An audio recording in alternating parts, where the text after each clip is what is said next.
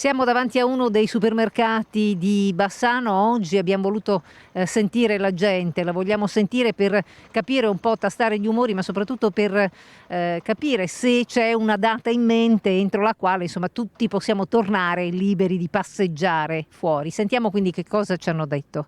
Una cosa assolutamente inaspettata, inimmaginabile e tuttora incredibile. Non ho altre parole.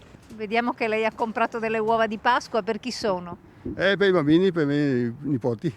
Riesce a vederli? Sì. Qualche volta dobbiamo tenere che noi. E lei insomma è avanti con l'età, non è un ragazzino, ma lei non ha mai visto una cosa così? No, speriamo bene, ma la vedo forse metà maggio. Verso settembre, agosto-settembre, perché qua non ne usciamo fuori. Perché secondo lei non ne usciamo? Perché non vede quello che sta succedendo, questa pandemia in tutto il mondo, casi che vengono di nuovo fuori, come si fa ad uscire? Io penso, guardi, almeno ci vorrà tutta quanta aprile, penso, di ancora quarantena e dopo un po' alla volta, speriamo. Le pesa questo isolamento, questo dover stare a casa? Beh sì, un po' come che pesa a tutti, sa. Non potrei vedere gli amici, le persone più care, 2 o 3 mesi ancora. Temo. 3 mesi significa tornare alla normalità? No, sarà ancora lunga, purtroppo, insomma. Senta, lei come cerca di rispettare le... Vede, mi sono attrezzato come tutti, insomma. Secondo me non prima di metà maggio ci sarà ancora questa situazione un po' così.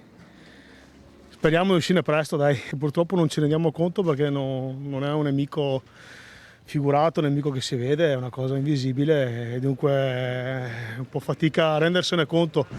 Se ci rendiamo conto guardando gli ospedali. Quando entro, non posso fare nomi, in un altro supermercato e vedo delle persone che non hanno la mascherina e c'è la frutta e la verdura lì, che è lì, a 2 passi dalla bocca. Loro parlano, magari con chi ci sta vicino, oppure insomma, pure se respirano gli schizzi vanno giù. Io dico solo una cosa, che la gente veramente deve prendere le cose sul serio e devono rispettare veramente le regole, soprattutto mascherina e guanti, e entrare una persona per nucleo familiare, è una cosa essenziale che deve essere per rispetto per tutti quanti. Io vengo da un paese, dall'Albania, 30 anni fa e quindi non ho mai sofferto così di dittatura, sì, ma di queste robe, per quello stiamo male, però cerchiamo di aiutare.